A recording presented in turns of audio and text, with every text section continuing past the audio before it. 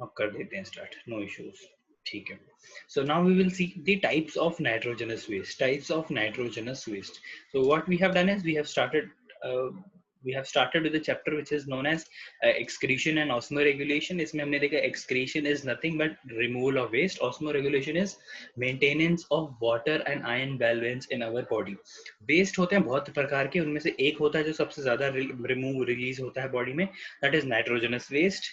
फिर carbon dioxide excess में जो होता है, excess water, excess drugs, excess vitamin, excess amino acids, इन सबको हम क्या कंसिडर करते हैं, इन सबको हम वेस्ट कंसिडर करते हैं। फिर हमने देखा कि ये इसको भाई बोलते क्या है, फॉर्मेशन ऑफ, बनता कैसे है ये, फॉर्मेशन ऑफ नाइट्रोजनस वेस्ट क्या है।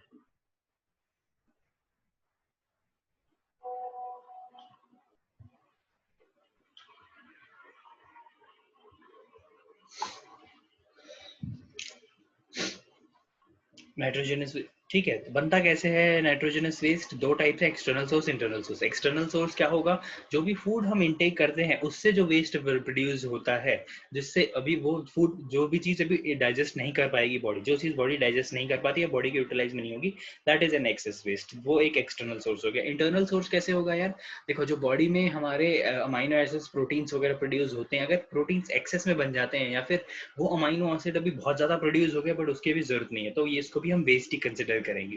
ठीक है, तो ये सब चीजें होती है। अब हम देखेंगे टाइप्स ऑफ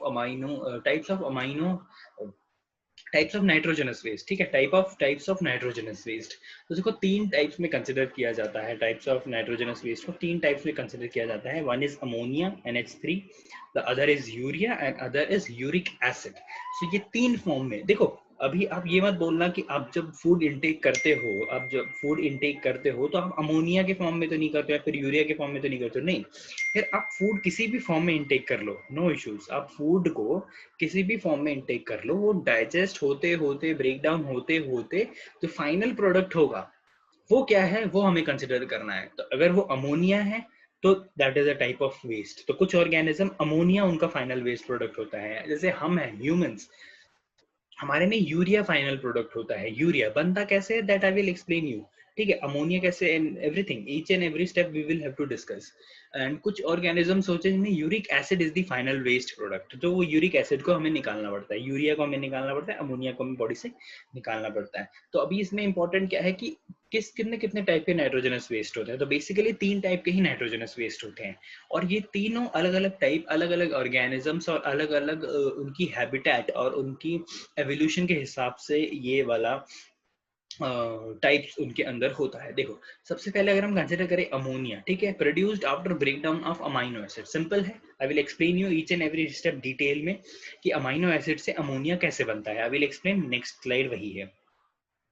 होता क्या, देखो मान लो, ठीक है, अमोनिया बन गया अमाइनो एसिड से, ब्रेकडाउन, अमाइनो एसिड्स का ब्रेकडाउन हुआ एंड अमोनिया बन गया। ठीक है, अब क्या है, इस ये अमोनिया जो होता है for any particular organism, this ammonia is very toxic. ठीक है, this ammonia is very toxic, ammonia बहुत ही टॉक्सिक होता है for any kind of organisms. So और ये प्रोड्यूस देखो बट सब में होता है, हम में भी होता है, यूरिक एसिड वाले ऑर्गेनिजम्स में भी होता है, अमोनिया वाले में भी होता है। अब होता क्या है इसमें, बिकॉज ये बहुत ज्यादा टॉक्सिक है, ठीक है, इसको इमीडिएटली रिमूव करना होता है बॉडी से। इसको बॉडी, इसको स्टोर नहीं कर सकते, मतलब आप इसको ऐसा नहीं कर सकते आप कि थोड़ी देर रख लेते हैं, थोड़ी देर बाद निकाल देंगे, नहीं। पर urea, if you think, urea को स्टोर कर सकते हो आप थोड़ी देर, यूरिया को आप स्टोर कर सकते हो, फिर आप थोड़ी देर बाद उसे निकाल सकते हो। अगर same goes with uric acid as well. ठीक है, यूरिक एसिड उसको भी आप, उसको तो बहुत इजीली स्टोर कर सकते हो for a longer period of time, then उसको आप वेस्ट, जब भी उसको रिलीज करना होता है आप वो निकाल सकते हो। ठीक है, यूरिक एसिड्स जो होते हैं ऑर्गेनिजम्स, यूजुअली बर्ड्स होती हैं इनमें, यूरिक एसिड में बर्ड्स, रेप्टाइल्स होते हैं। ठीक है, यूरिया में ह्यूमंस, मैमल्स होते हैं, एंड ये वाले अमोनिया वाले, हाँ। अब सबसे एक इम्पॉर्टेंट चीज क्या है कि अगर वेस्ट अमोनिया के फॉर्म में है, यानी NH3 के फॉर्म में है, तो इसको निकालने के लिए बहुत ज्यादा पानी की जरूरत पड़ती है। तो this is what we have observed, ये हमारा ऑब्जर्वेशन है। To remove this large quantity of to remove this ammonia, large quantity of water is required, which is only possible in aquatic animals. ठीक है, अब अगर कोई टेरेस्ट्रियल एनिमल है, सब इसीलिए ये डिफरेंस क्रिएट होता है। देखो एक्वेटिक एनिमल्स है, वाटर की कोई कमी नहीं है, वाटर ही चारों तरफ है, चारों तरफ है, तो इसीलिए वो ammonia as an excretion, ammonia as a nitrogenous waste वो रख सकता है, बट टेरेस्ट्रियल ऑर्गेनिज्म जैसे हम हैं, हम लोग नहीं रख सकते, बिकॉज हमारे पास उतना पानी ही नहीं है। हम लोगों को बॉडी का पानी हमें मेंटेन करके रखना पड़ता है ना, हमें बॉडी का पानी जो है हमें मेंटेन करके रखना पड़ता है, that is one thing. But ये वाले जो ऑर्गेनिजम्स हैं, जो अमोनिया जिनका वेस्ट होता है, NH3 जिनका वेस्ट होता है, बनता कैसे, अमोनिया अमाइनो एसिड के ब्रेकडाउन से। इसको रिमूव करने के लिए बॉडी से सबसे ज्यादा पानी की जरूरत होती है, और ये पानी सबसे ज्यादा पॉसिबल किसके पास है, ओनली एक्वेटिक एनिमल्स के पास। ठीक है, अमोनिया को रिलीज करने के लिए एक्वेटिक एनिमल्स ही रिलीज कर पाते हैं। व्हाई? बिकॉज वाटर की बहुत ज्यादा रिक्वायरमेंट होती है। अब देखो, अगर कोई टेरेस्ट्रियल ऑर्गेनिज्म है, उस अगर उसमें वेस्ट मटेरियल NH3 के फॉर्म में आ रहा है, अमोनिया के फॉर्म में आ रहा है, अगर वो पूरा अपना बॉडी का पानी सिर्फ अमोनिया को रिलीज करने में, अमोनिया को बाहर निकालने में लगा देगा, तो फिर उसके पास तो वाटर डेफिशिएंट हो जाएगा ना, वो ऑर्गेनिज्म वाटर डेफिशिएंट हो जाएगा। बट एक्वेटिक एनिमल्स क्या है, पानी बहुत है उनके पास, तो ये उसके फॉर्म में उसे निकाल सकते हैं, इसलिए aquatic animals ammonia as a waste रखते हैं। तो इन एनिमल जो ऑर्गेनिजम्स जिनमें अमोनिया एज अ वेस्ट होता है, ammonia as a waste material, ammonia के फॉर्म में वेस्ट निकलता है, उनको बोलते हैं अमोनोटेलिस। ठीक है, अमोनोटेलिस ने अमोनोटेलिक होता है, अमोनोटेलिक सी, अमोनोटेलिक, अमोनिया के फॉर्म में जो निकलता है अमोनोटेलिक। फिर देखो, कुछ ऑर्गेनिजम्स होते हैं, आप देखो, बट सबसे ज्यादा प्रॉब्लम क्या है कि अमोनिया को आप ज्यादा देर बॉडी में नहीं रख सकते हो, इट इज वेरी टॉक्सिक, आपको रिलीज करना पड़ता है। ठीक है, इसीलिए, और रिलीज करने के लिए सबसे ज्यादा इंपॉर्टेंट क्या है, रिलीज करने के लिए पानी चाहिए। अब टेरेस्ट्रियल ऑर्गेनिजम्स के पास तो ना भाई इतना पानी है, तो फिर उनको कुछ ना कुछ चेंजेस करने पड़ेंगे, और टेरेस्ट्रियल ऑर्गेनिज्म इतनी जल्दी वो उसको रिमूव भी नहीं कर सकता। तो टेरेस्ट्रियल एनिमल्स क्या करते हैं, इस अमोनिया को कन्वर्ट कर लेते हैं किसमें, यूरिया में। They have certain kind of mechanism, that mechanism we will discuss in our further classes. So ये लोग टेरेस्ट्रियल ऑर्गेनिजम्स क्या करते हैं, अमोनिया को कन्वर्ट कर लेते हैं यूरिया में। ठीक है, अब यूरिया और urea is of course less toxic than ammonia, urea को आप थोड़ी देर स्टोर कर सकते हो बॉडी में। ठीक है, और सबसे बड़ी बात, यूरिया को रिमूव करने के लिए वाटर बहुत ही कम जरूरत है। यूरिया को बॉडी से रिमूव करने के लिए वाटर की क्वांटिटी बहुत ही कम चाहिए होती है, और वाटर कम चाहिए होगा, that means it is beneficial for ना टेरेस्ट्रियल ऑर्गेनिजम्स। टेरेस्ट्रियल ऑर्गेनिजम्स को फिर ज्यादा पानी पे डिपेंडेंट नहीं रहना पड़ेगा, तो इसीलिए ये होते हैं यूरियोटेलिक। तो जो organisms urea as a waste material excrete करते हैं, उनको हम बोलते हैं यूरियोटेलिक, उनको हम बोलते हैं ureotelic. And same goes with कुछ ऑर्गेनिजम्स हैं जिनमें अगेन ये भी यूरिक एसिड भी अमोनिया से ही बनता है, अमोनिया ही कन्वर्ट होता है यूरिक एसिड में। सो यूरिक एसिड के फॉर्म में जो ऑर्गेनिजम्स रिलीज करता है, इनमें बर्ड्स और वो सब आते हैं। तो यूरिक एसिड के फॉर्म में जो ये सब वेस्ट रिलीज करते हैं, उन्हें हम बोलते हैं यूरिकोटेलिक। तो मुझे ये तीन चीज कंफर्म हुई, अभी हम तीनों को डिटेल में भी लेने वाले हैं, अमोनोटेलिक, यूरियोटेलिक एंड यूरिकोटेलिक, इन तीनों को हम डिटेल में भी पढ़ने वाले हैं। बट ओवरव्यू सबको समझ में आया कि नहीं, प्लीज कंफर्म करो। I want confirmation from 12 people जो इस क्लास में अभी हैं। I want confirmation from each and every person कि ये ओवरव्यू समझ में आया क्या।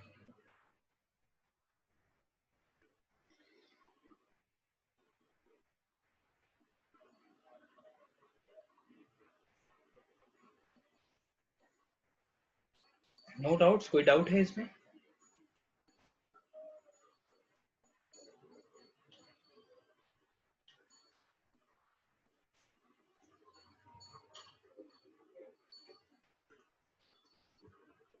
ओके, ठीक है।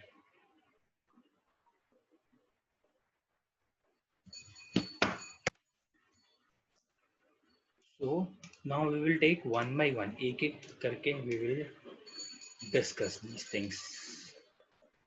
तो सबसे पहला जो हम ले रहे हैं, that is your ammonotelism. Ammonotelism, ammonotelism ism आ जाता है ना किसी के पीछे, इज्म ISM आ जाता है ना, that is a phenomenon। ठीक है, उसको एक phenomenon हम बोल देते हैं कि एक phenomenon है। Is it clear?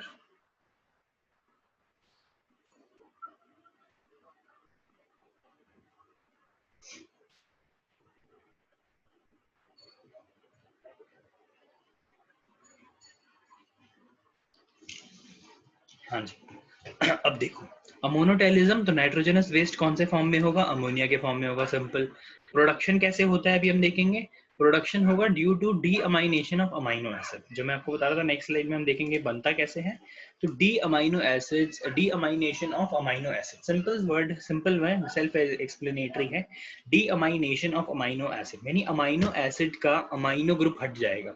तो अगर अमाइनो एसिड का जब अमाइनो ग्रुप हट जाता है तो ये प्रोड्यूस होता है। तो ऐसे ये प्रोड्यूस होता है। देखो इसमें देखेंगे हम क्या होता है। देखो this is a typical diagram of an amino acid. बीच में कार्बन होता है, अल्फा पोजीशन पे कार्बन होता है।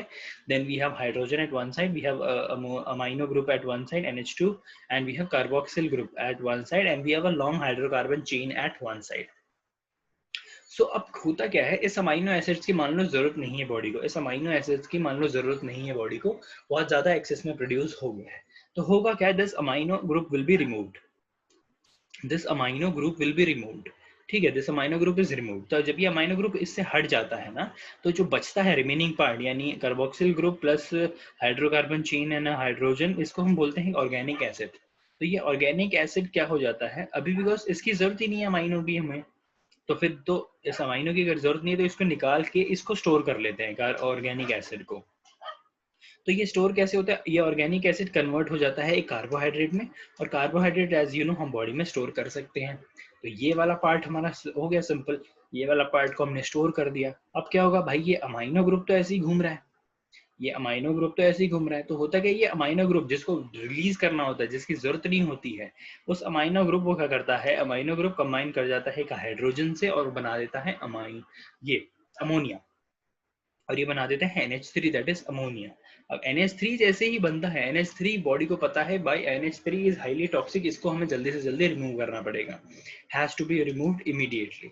ठीक है, तो इसको रिमूव करने के लिए एक जो हमारी ऑब्जर्वेशन है वो क्या होती है कि 1 gram of ammonia, 1 gram ammonia को निकालने के लिए आप 300 से 500 ml ऑफ वाटर अब रिलीज करते हो। तो यूजुअली आप इमेजिन करो, जस्ट आप ही अपना बताओ, how many litres of water do you guys drink in a day, approx, how much water do you guys drink in a day, what do you think?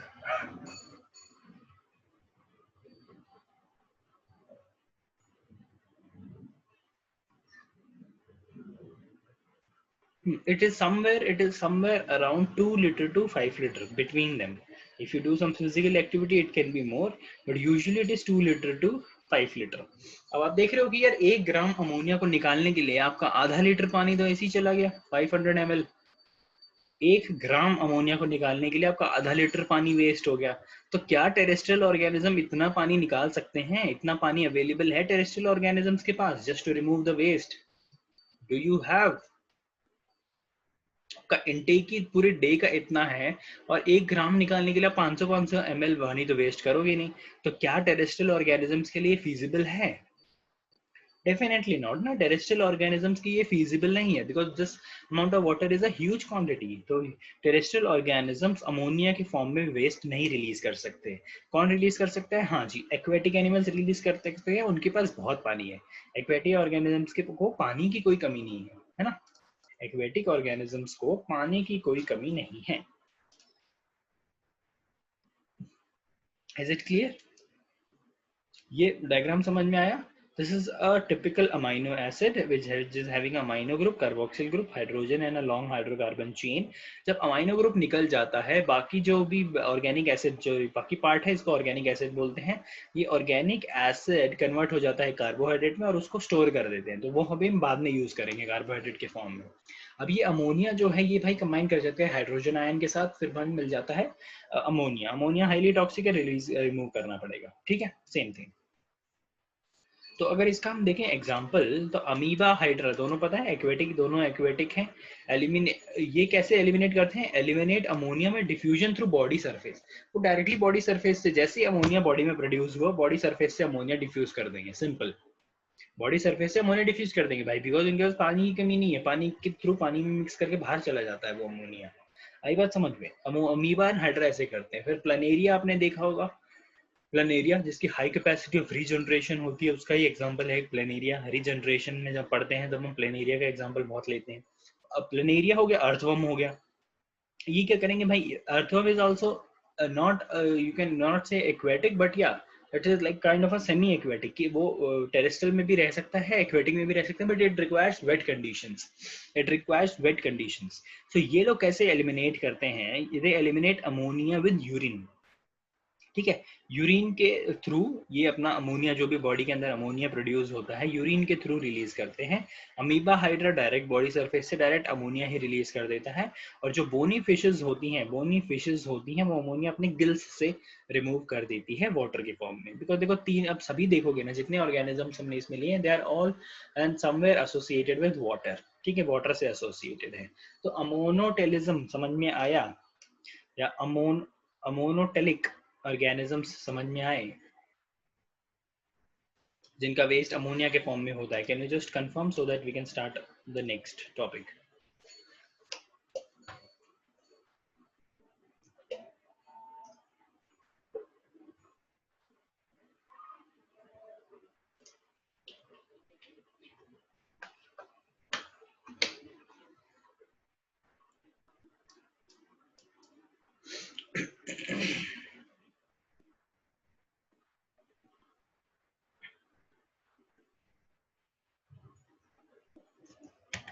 ठीक है, so the next topic is you. अब कुछ organisms जिनके पास aquatic नहीं है भाई, उनको waste तो रिमूव करना ही पड़ेगा। अमोनिया तो उनके अंदर भी प्रोड्यूस हो रहा है, बट अमोनिया वो ज्यादा देर अमोनिया के फॉर्म में तो कोई भी ऑर्गेनिज्म नहीं रख सकता। तो सिंपल लॉजिक है, हमें अमोनिया को कन्वर्ट करना पड़ेगा, हमें अमोनिया को कन्वर्ट करना पड़ेगा। होता कैसे है देखो, सबसे पहले एडवांटेजेस देखेंगे कि भाई अमोनिया के फॉर्म में नहीं बट यूरिया के फॉर्म में रिमूव करने पे एडवांटेजेस क्या है। तो phenomenon is ureotelism, waste remove जो होता है that is in form of urea. Organisms जो यूरिया के फॉर्म में वेस्ट रिलीज करते हैं उनको हम यूरियोटेलिक ऑर्गेनिजम्स बोलते हैं, अब देखो advantages of urea as a waste क्या है, कि भाई यूरिया के फॉर्म में कोई ऑर्गेनिज्म अगर वेस्ट रिलीज कर रहा है, उसको बेनिफिट क्या है।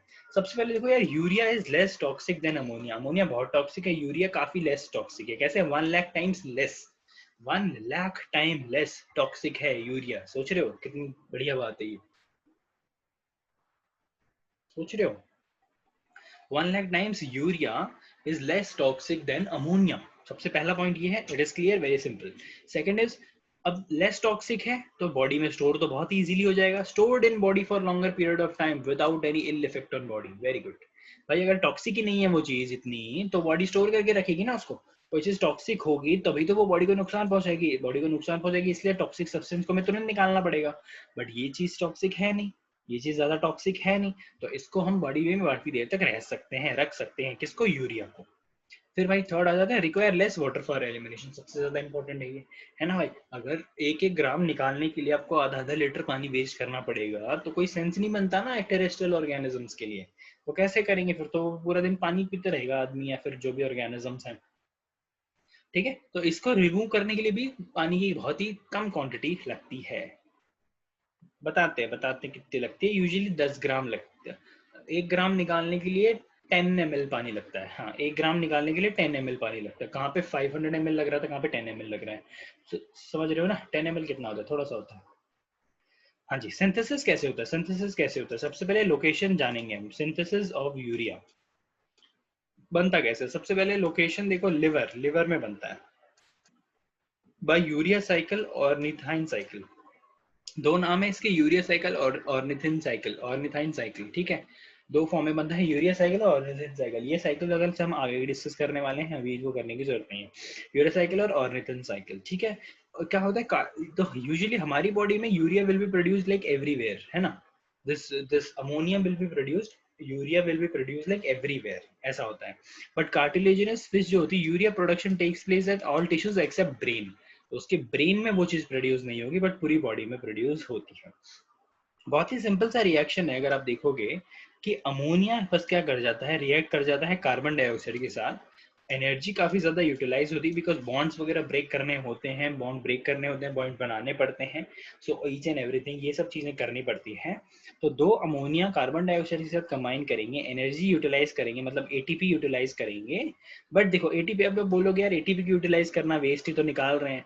बट देखो, अगर आप अमोनिया को बॉडी में रखोगे तो that is more toxic for you. अब उसको ज्यादा देर नहीं रख सकते, अमोनिया को अब ज्यादा देर नहीं रख सकते, उसके इल इफेक्ट ज्यादा होंगे। उससे अच्छा प्रेफरेबल है कि थोड़ी सी एनर्जी यूज करके हम उसे यूरिया में कन्वर्ट कर लें। तो अमोनिया कार्बन डाइऑक्साइड से कंबाइन करके बन जाता है क्या, यूरिया। यूरिया कैसा होता है, NH2 कार्बन डाइऑक्साइड NH2, ठीक है, ये फॉर्मूला होता है, वाटर इस प्रोसेस के दौरान रिलीज हो जाता है। तो ये एक अमोनिया, इसमें क्या होता है, सिंपल लॉजिक है यार, अमोनिया कन्वर्ट हो जाएगा, कंबाइन करके कार्बन डाइऑक्साइड कन्वर्ट हो जाएगा यूरिया में, ठीक है, यूरिया में कन्वर्ट हो जाएगा। यूरिया के एडवांटेजेस हमने देख लिए हैं कि लेस टॉक्सिक है, स्टोर कर सकते हैं, और पानी भी बहुत ही कम लेता है वेस्ट रिमूव करने के लिए।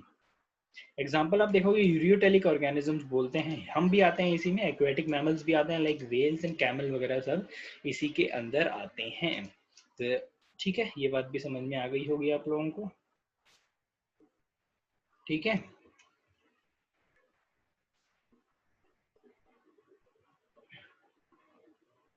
हाँ जी, ओके, ये चीज क्लियर हो गया, is this thing clear, ureotelism, ureotelism clear है, बहुत ही सिंपल है, कुछ नहीं है इसमें। बस देखो, जो अमोनिया बन रहा, जो अमोनिया कर रहा था, सिंपल है, देखो यार, एवोल्यूशन हुआ है, ये सब चीजें, this is all due to evolution. पहले there might be only one mode of excretion, है ना, फिर उन्होंने देखा, फिर ऐसे एवोल्यूशन हुआ होगा कि यार अमोनिया निकालने के लिए तो बहुत ज्यादा पानी चाहिए, बट टेरेस्ट्रियल ऑर्गेनिजम्स के पास उतना पानी है नहीं, तो they must have developed a new phenomenon. उसमें क्या कर रहे होंगे, बॉडी अमोनिया को कार्बन डाइऑक्साइड कंबाइन करके यूरिया बना रही होगी। यूरिया बड़ी देर बॉडी स्टोर कर सकती है, काफी देर के लिए यूरिया स्टोर करेगी और यूरिया के फॉर्म में ही रिलीज करेगी उसको, ठीक है। बनता कहाँ पे, यूरिया लिवर के अंदर बनता है, लिवर के अंदर बनता है ये यूरिया, ये जो कन्वर्जन जिसकी हम बात कर रहे हैं ना, ammonia combining with carbon dioxide in presence of energy. So ये होता कहाँ पे, ये लिवर के अंदर होता है, हमारी ह्यूमंस की बात चल रही है, ठीक है। यूरियोटेलिक समझ में आ गया, या ऑर्गेनिजम्स को बोलते हैं यूरियोटेलिक, फिनोमिनन है यूरियोटेलिज्म, वेस्ट होता है यूरिया। हाँ जी, अब एक इंपॉर्टेंट चीज आती है, देखो अगर आपने देखा हो, टैडपोल किसको बोलते हैं पता है आपको, टैडपोल, टैडपोल किसका लार्वा होता है, अगर आपको पता हो तो, टैडपोल, टैडपोल किसका लार्वा होता है, फ्रॉग, मेरे हिसाब से फ्रॉग, आपके हिसाब से बताओ। हाँ जी, अब टैडपोल एक्वेटिक होता है कि टेरेस्ट्रियल होता है,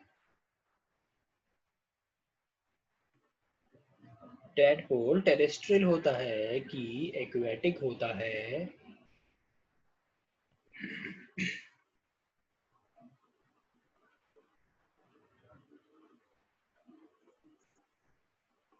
सिर्फ टैडपोल का अगर मैं पूछूं, टैडपोल का, फ्रॉग का पता है, एम्फीबियन बोल रहे हो आप, टैडपोल की बात कर रहा हूँ ना मैं।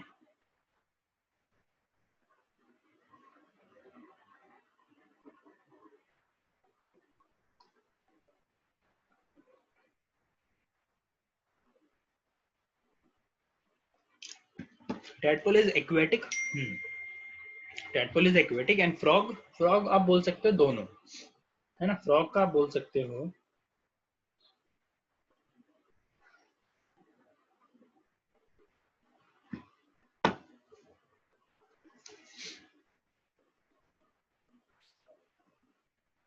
टैडपोल,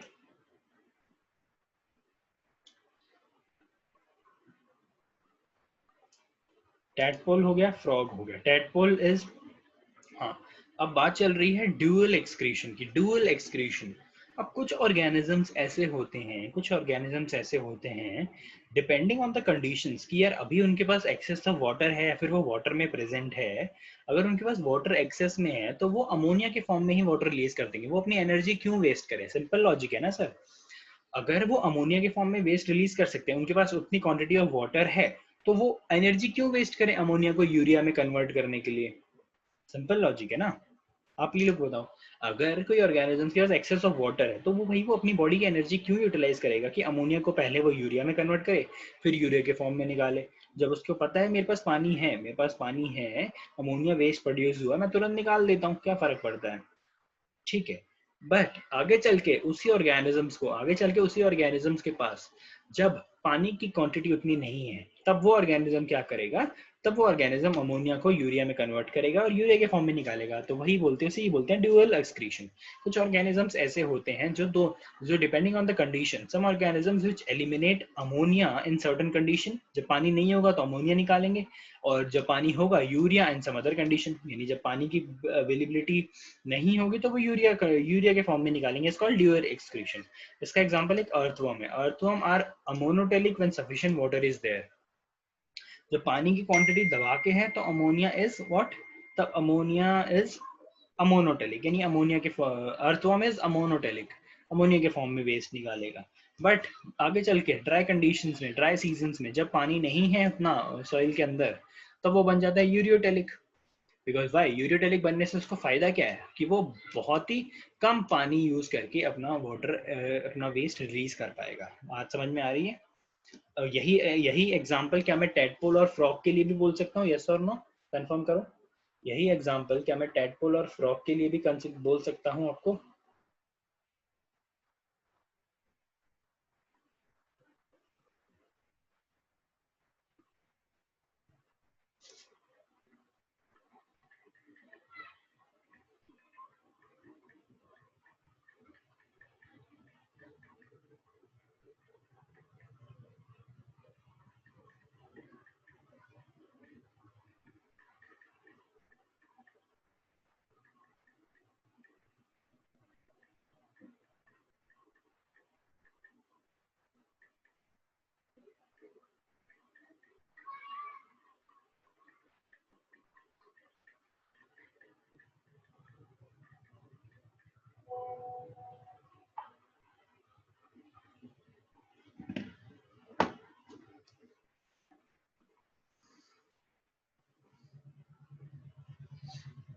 समझ में आ गया? टेडपोल एंड फ्रॉग का हम एग्जांपल यूज कर सकते हैं अमीनोटेलिक और यूरियोटेलिक में। सिंपल है ना?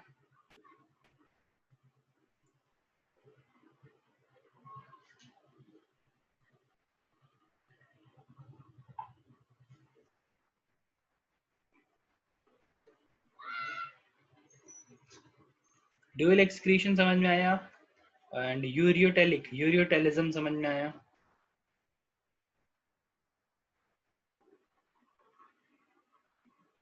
Is it clear?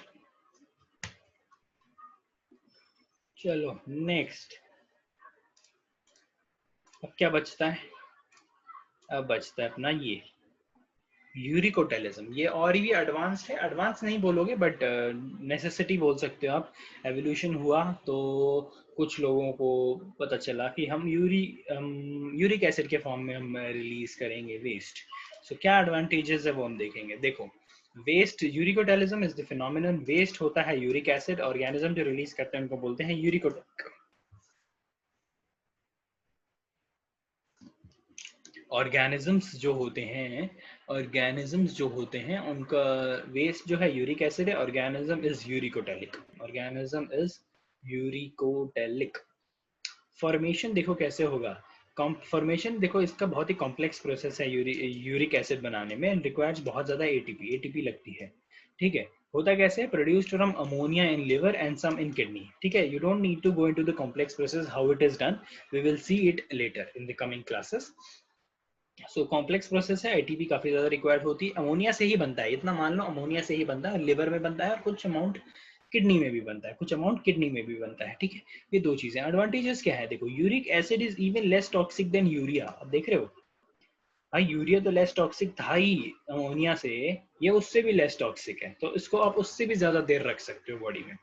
और सबसे बड़ी बात, सॉरी देखिए, जो 10 ml वाली बात थी, that was not for ammonia but that was not for urea but that was for this uric acid. मैंने 10 ml का जो एग्जांपल है वो दे दिया था इसमें, इसमें यूरिया में। ठीक है, उसका नहीं है, उसकी क्वांटिटी मिली नहीं थी तो नहीं लिखी है, बट या it is definitely less than 500 ml and above 10 ml, तो उसके बीच में ही कुछ होगा, ज्यादा पानी उसमें भी वेस्ट नहीं होता है। तो eliminate 1 gram of uric acid, H2O required is only 10 ml। ठीक है, इसको अगर रिमूव करना है तो H2O सिर्फ और सिर्फ 10 ml ही लगता है।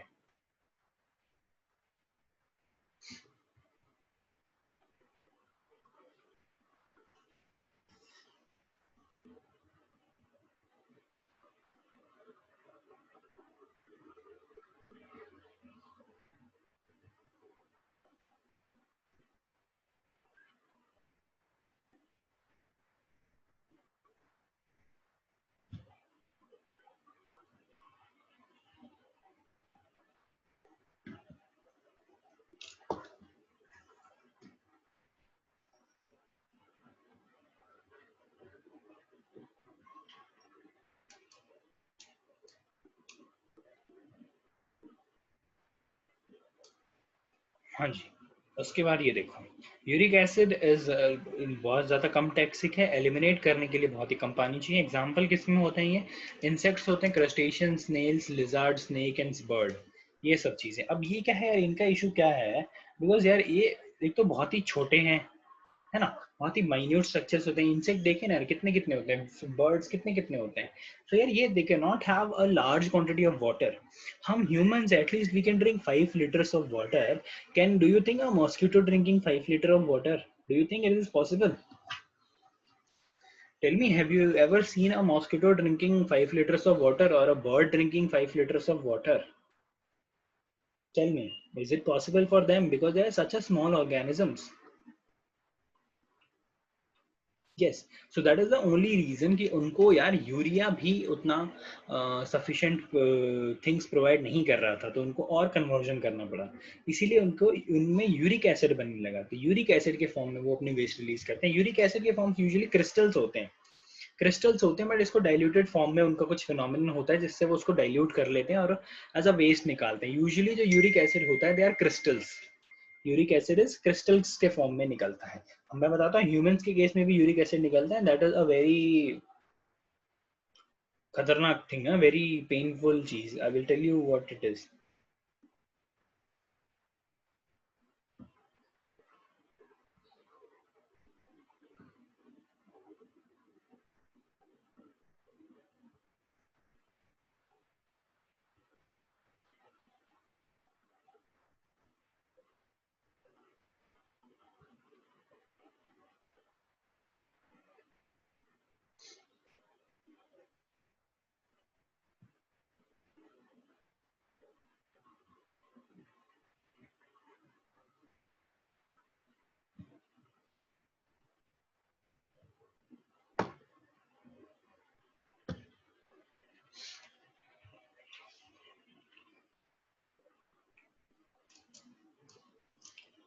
ओके, तो ये मैंने आपको बता दिया एग्जांपल्स क्या है इनसे। क्रस्टेशियंस होते हैं आपके, ये क्रैब्स वगैरह, स्नेल्स आपने देखा है, लिजर्ड, स्नेक्स एंड बर्ड्स, तो इनमें ये निकलता है बिकॉज ये वाटर, इनकी में भी वाटर की क्वांटिटी बहुत ही कम होती है। अब देखो अब ये ह्यूमन के केस में एक क्या बोलते हैं, डिसऑर्डर हम आपको मैं बता देता हूँ। Some amount of uric acid is also eliminated from our body as well. हम भी रिमूव करते हैं, हमारे यूरिन के फॉर्म में ही वो निकल, यूरिन में मिक्स होके ही निकल जाता है वो।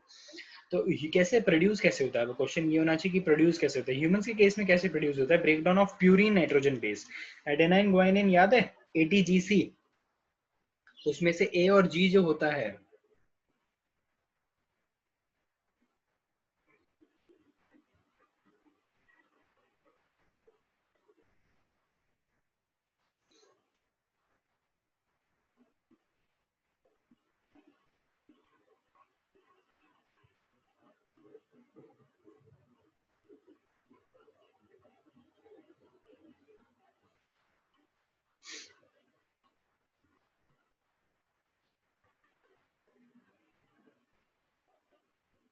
एटीजीसी नहीं याद है आप लोगों को? नो बोल रहे हो क्या?